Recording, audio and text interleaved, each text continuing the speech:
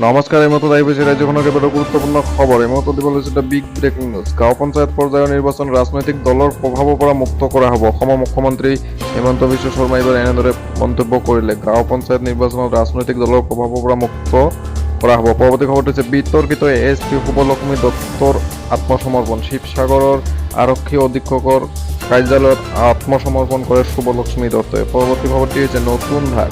12 ছেপ্টেম্বৰত আৰু 500 কোটি টকাৰ ঋণ ল'ব অসম চৰকাৰে। 12 ছেপ্টেম্বৰত আৰু 500 কোটি টকাৰ ঋণ ল'ব অসম চৰকাৰে। পৰৱৰ্তী খবৰটি হৈছে RSS উদ্যোগত জনহিত পাৰ্টি নামেৰে নতুন ৰাজনৈতিক দল অৱতীৰ্ণ হ'ব মধ্যপ্ৰদেশৰ নিৰ্বাচনত। পৰৱৰ্তী খবৰটি হৈছে বিজেপিক প্ৰবল প্ৰত্যাহ্বান ইণ্ডিয়াৰ। 6খন ৰাজ্যৰ 7খন বিধানসভা সমষ্টিৰ উপ নিৰ্বাচনত 4খনত বিজেপিৰ পৰাজয়।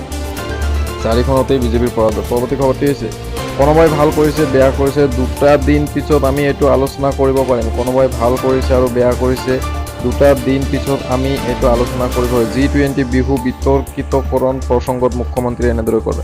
পৰৱৰ্তী খবৰটো হৈছে ঘোষ লৈ গ্ৰেপ্তাৰ FCI গাণনিক বিষয়া। তেজপুৰত CBI জালত পৰিল আব্দুল লতিফ। বিল পাছ কৰাৰ নামত দাবী কৰিছিল